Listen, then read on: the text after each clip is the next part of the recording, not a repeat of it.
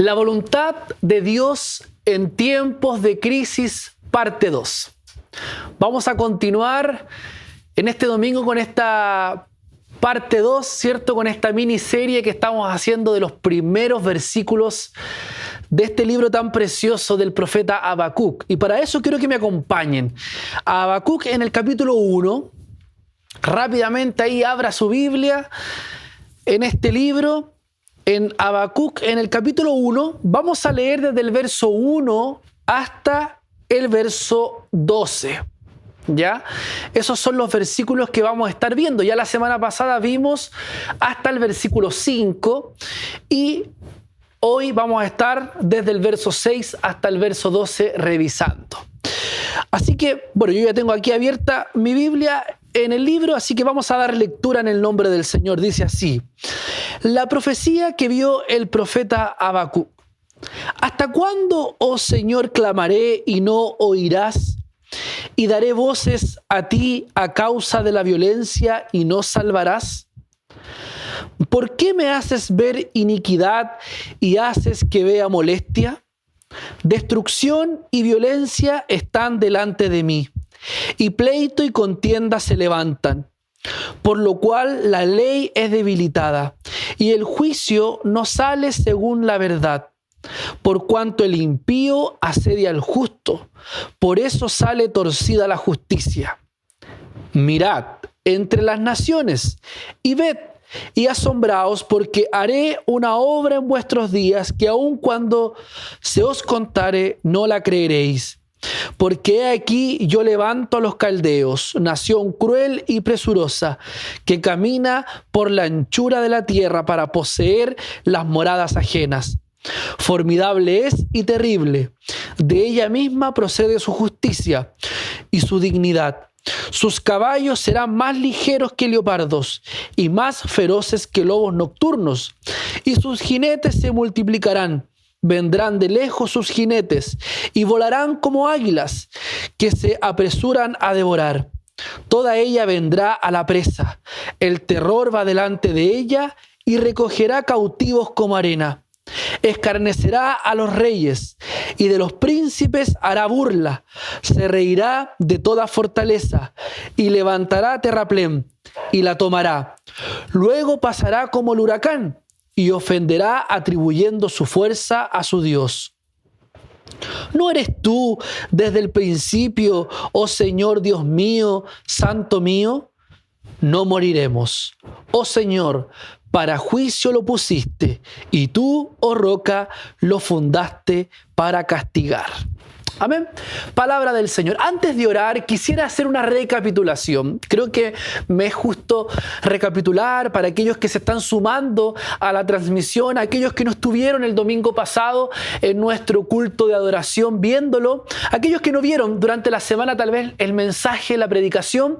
Quisiera hacer una breve recapitulación y luego vamos a dar paso a los 3 puntos siguientes de la reflexión del día de hoy. Continuando con esta serie titulada La voluntad de Dios en tiempos de crisis, estas reflexiones cabe destacar que apuntan a que podamos comprender, amén, podamos comprender el carácter de Dios en medio de los tiempos difíciles. Creo que estamos viviendo tiempos difíciles, tiempos de crisis. Tal vez tú en tu vida personal estás viviendo un tiempo de crisis. O lo has vivido o lo vas a vivir, no lo sé. Pero en medio de ese tiempo, Dios nos revela su carácter. Dios nos revela su forma de ser. Y cuando leemos estos versículos, nos damos cuenta de que hay algo aquí que se nos revela de Dios. Y eso es lo que estamos dando a conocer. Eso es lo que estamos compartiendo a través de esta reflexión.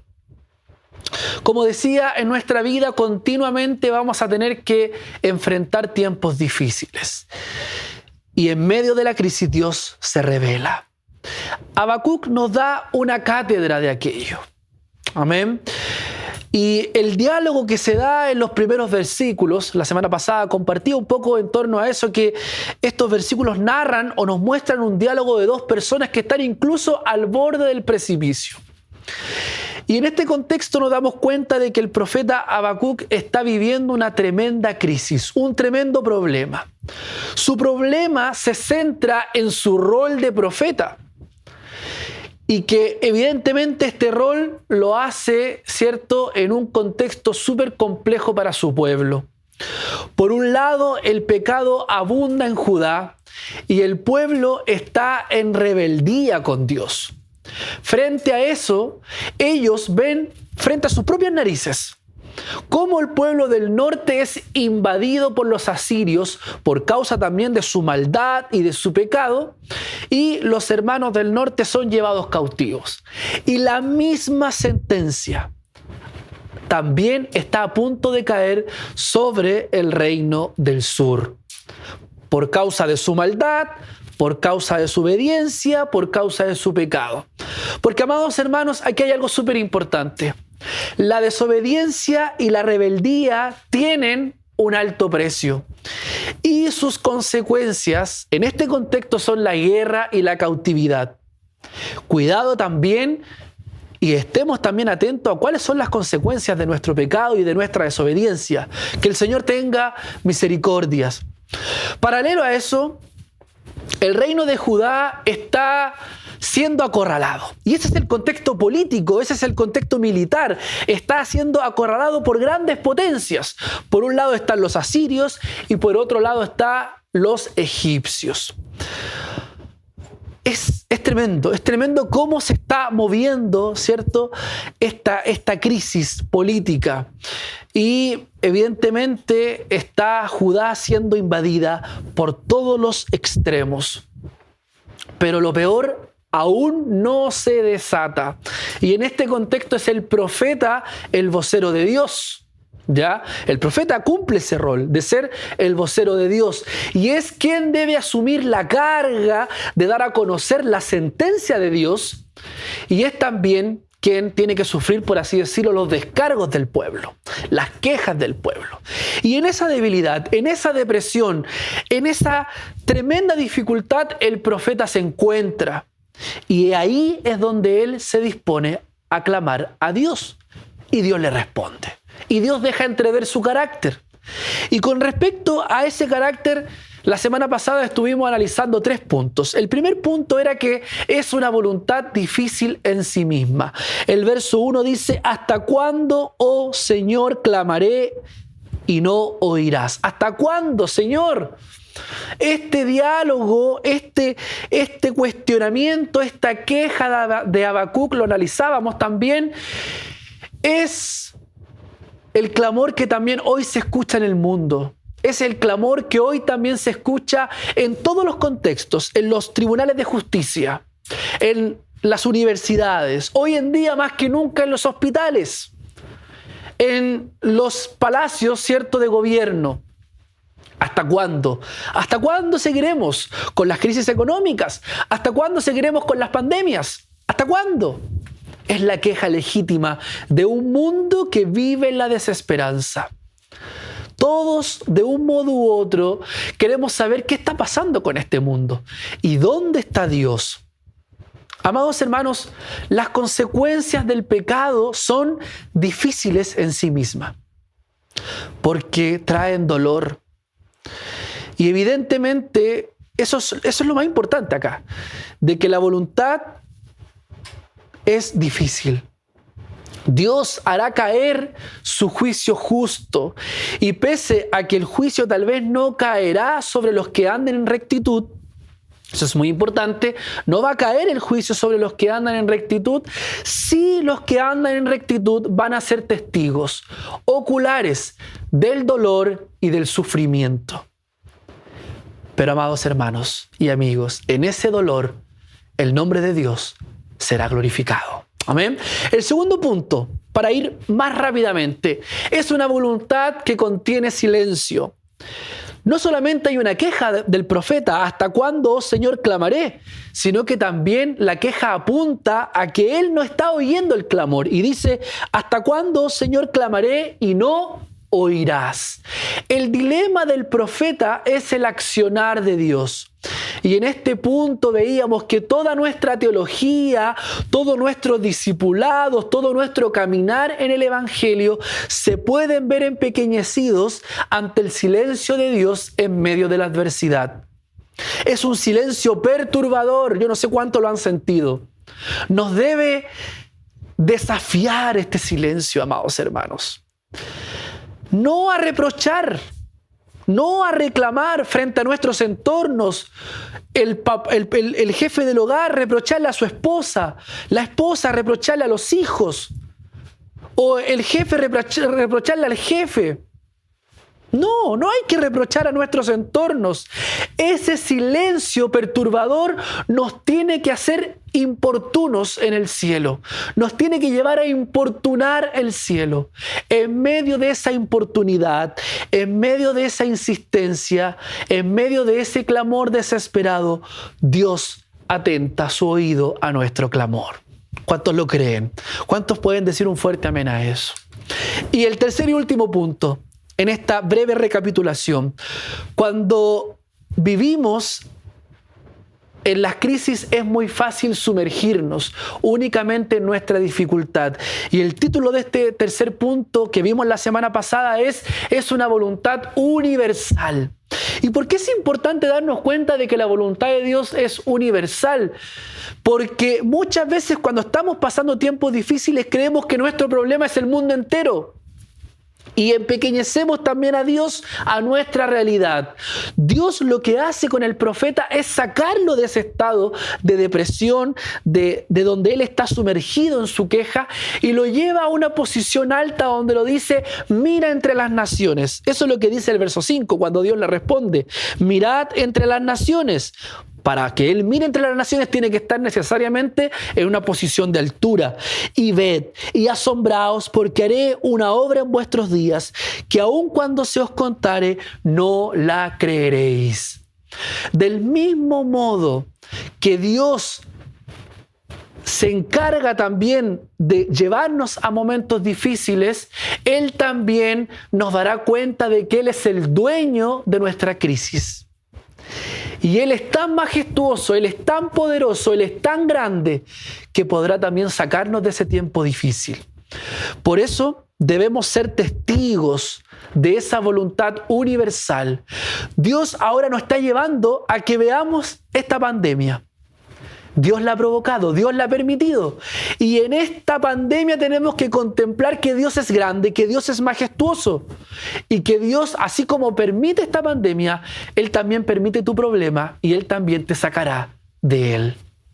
Venirnos abajo por un problema, por una enfermedad y darnos cuenta de otras realidades que Dios está obrando, entonces nos hará entender que nuestra dificultad no escapa de la mano poderosa de Dios.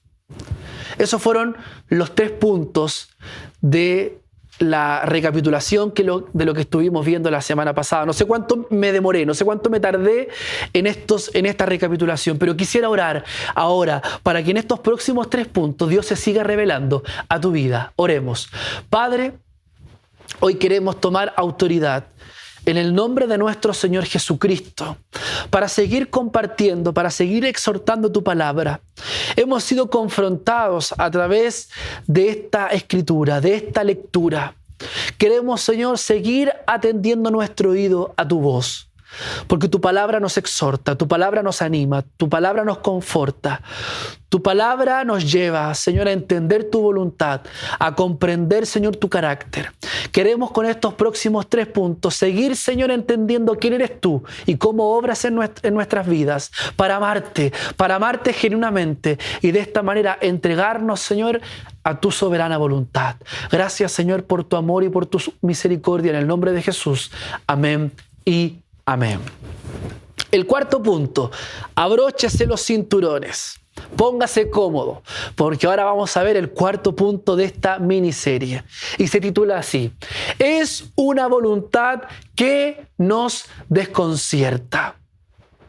Cuando Dios le habla al profeta de algo que hará que cuando aún se le contare no la va a creer, ahí uno podría pensar de que Dios está dispuesto a llevarnos al límite de su voluntad. Viene Dios para escuchar nuestro clamor y tal vez sacarnos de nuestro problema. Ese es, yo creo que podría ser el pensamiento legítimo cuando oramos, cuando clamamos. Pero vemos, amados hermanos, que la respuesta de Dios es desconcertante. Es desconcertante.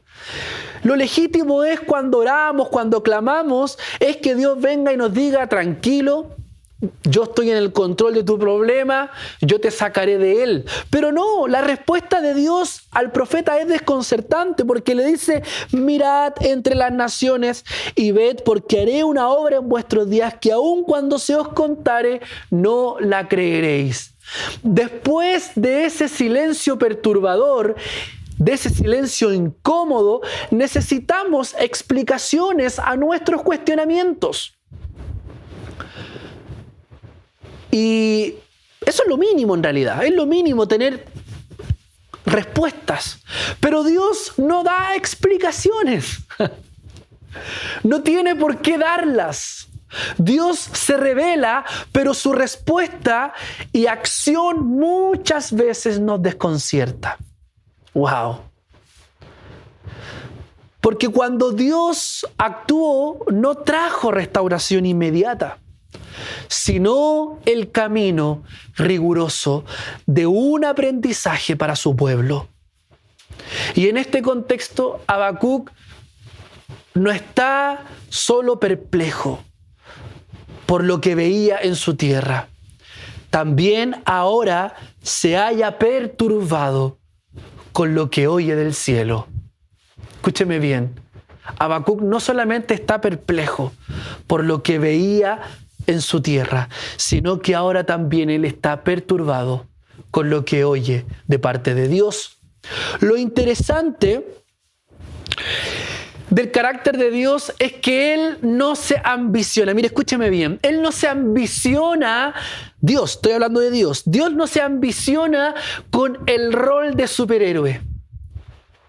Es cuidado con eso, cuidado. Creo que Hollywood nos ha hecho muy mal con presentarnos todos estos superhéroes y creer que Dios podría ser también un Superman o un Batman o un Spider-Man o un Iron Man. No, amados hermanos.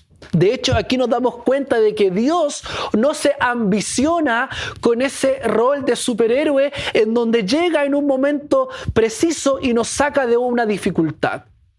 Dios, amados hermanos, muchas veces está enfocado en llevar su voluntad a límites inimaginables. Y debemos tener cuidado con subestimar a Dios. Hay un parafraseo de un texto que está ahí en 1 Corintios cuando decimos, tranquilo, porque Dios no nos va a dar más carga de la que no podamos sobrellevar.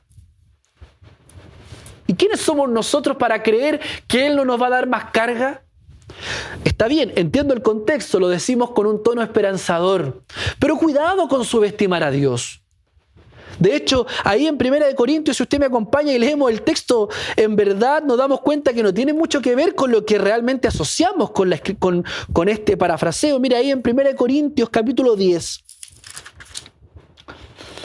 En el verso 13 dice así: no os ha sobrevenido ninguna tentación que no sea humana, pero fiel es Dios, que no os dejará ser tentados más de lo que podéis resistir, sino que dará también juntamente con la tentación la salida para que podáis soportar.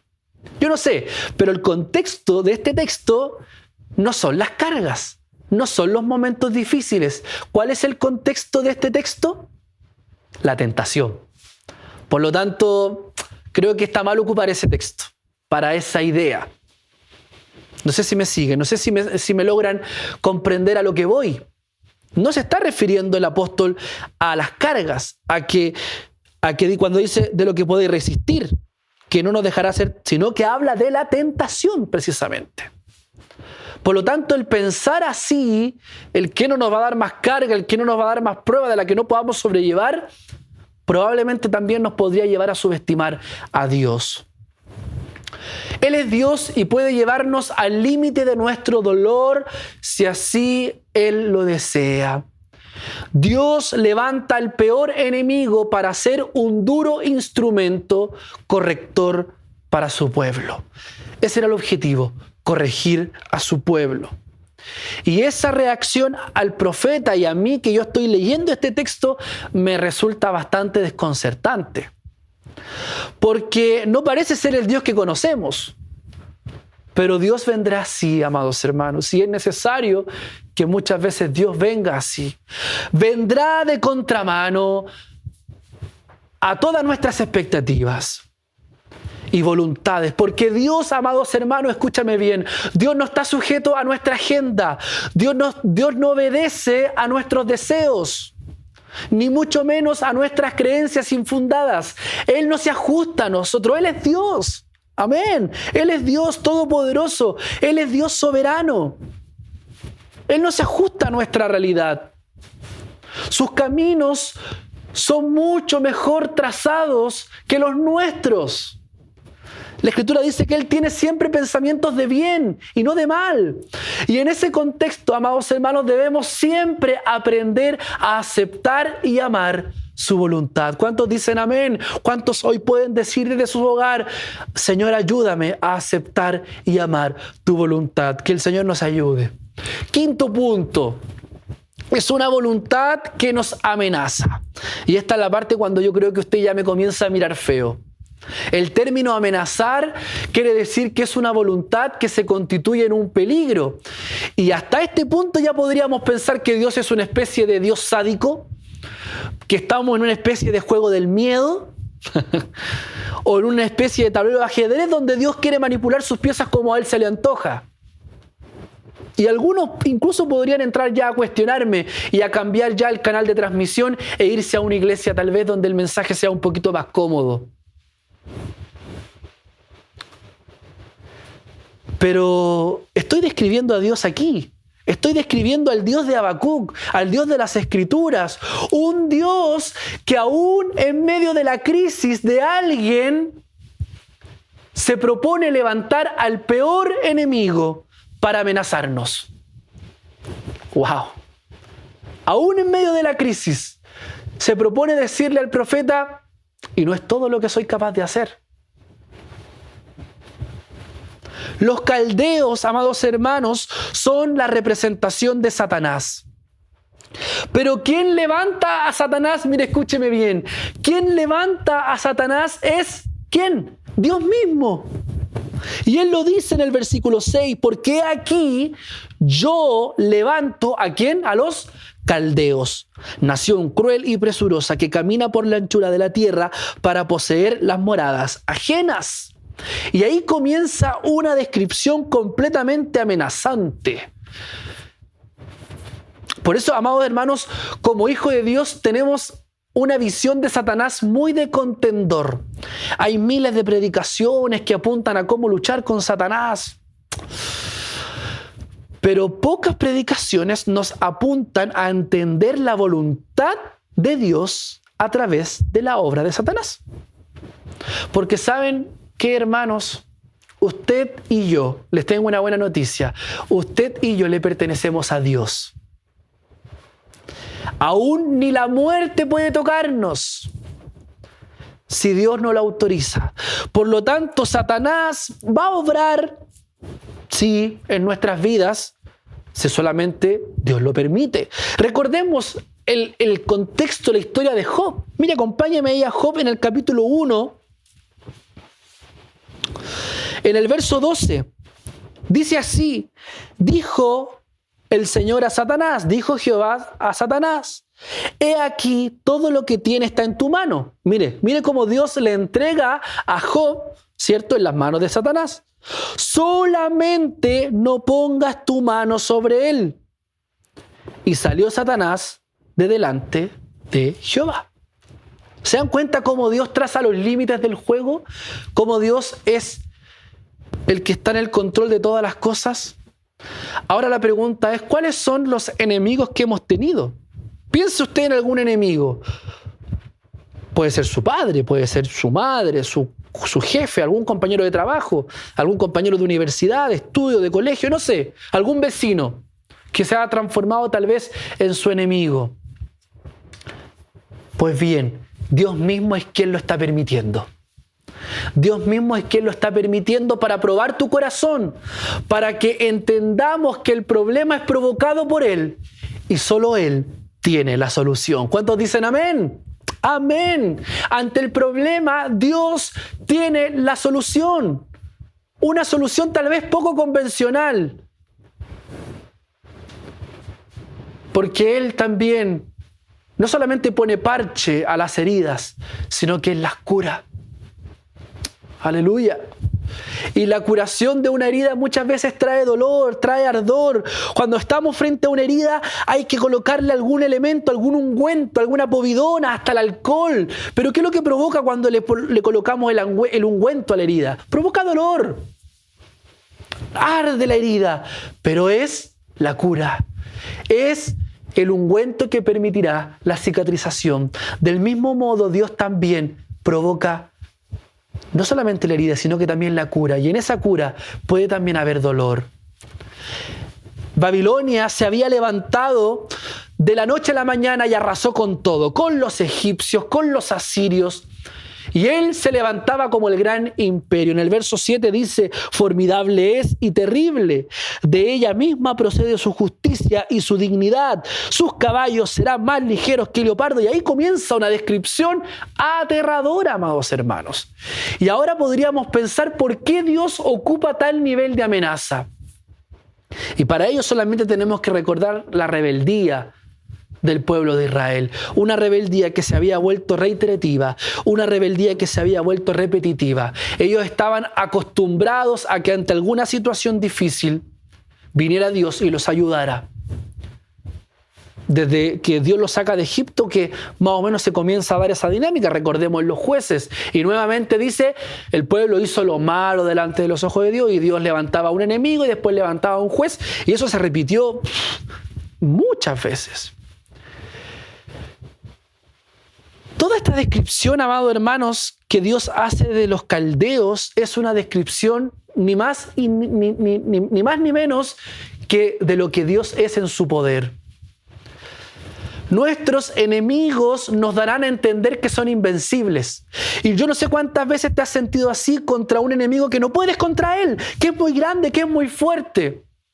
Pues bien, la noticia que hoy te tengo es que Dios conduce. Él los conduce. Así como Él los arma, también Él los desarma. Y Dios de un modo u otro saldrá a nuestro paso para revelarnos que ante su poder no hay enemigo que le haga frente. Glorioso es nuestro Dios. Él hace una descripción muy terrible de nuestro enemigo, pero Él los levanta. Y así como Él los levanta, Él también los puede destruir. Amén. Glorioso nuestro Dios. Sexto y último punto. Es una voluntad que al conocerla calma el dolor. Ya ahí ya parece que la cosa se pone, ¿cierto? Un poquito mejor, un poquito más cuesta arriba. Es una voluntad que al conocerla calma el dolor.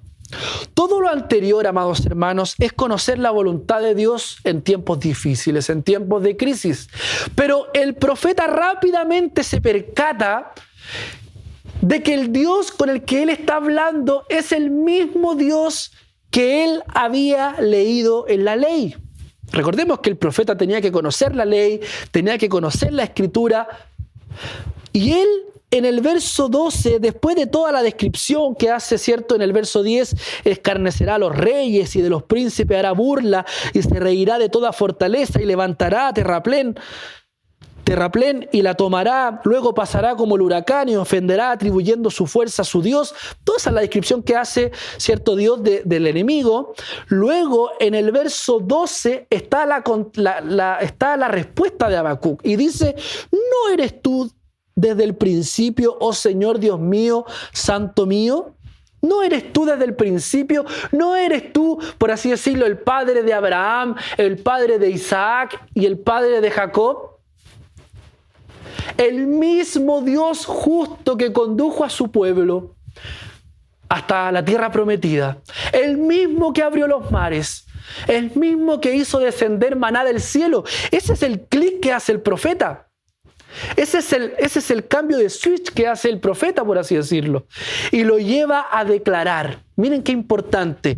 Lo lleva a declarar una palabra esperanzadora cuando dice: no moriremos. Eso es lo que dice cuando dice ahí: ¿no eres tú desde el principio, Señor Dios mío, Santo mío? Y la respuesta es: no moriremos. Lo único que nos puede sacar, amados hermanos, de nuestra desesperación son las expectativas. Escúchame bien. Son las expectativas de nuestro conocimiento y experiencia con Dios. Lo repito, lo único que nos puede sacar de nuestra desesperanza son las expectativas de nuestro conocimiento de Dios. Es lo único. Es lo único, amados hermanos. Conocer y experimentar a Dios nos fortalece, nos levanta, nos anima, nos lleva a comprender los enigmas de la historia y a vislumbrar expectativas de la intervención divina en nuestras situaciones difíciles. Es tan importante lo que conocemos de Dios. Es tan importante que se nos revele el carácter y la voluntad de Dios, porque eso nos va a permitir vivir una verdadera realidad, una verdadera experiencia con el Señor. Aquellos que con tanta facilidad se deslizan de un momento difícil, aquellos que con tanta facilidad se vienen abajo ante la dificultad, y me incluyo con esto, que el Señor nos ayude, demostramos que nuestra experiencia con Dios ha sido menos que regular. Que el conocerlo a través de las Escrituras no ha sido suficiente. Por lo tanto, es muy legítimo ahora preguntarnos: ¿es correcto mi conocimiento de Dios? ¿Son correctas mis expectativas de Dios, dadas las circunstancias? Al leer al profeta, amados hermanos, nos damos cuenta que el conocimiento de Dios es el mejor antídoto. Es la mejor vacuna.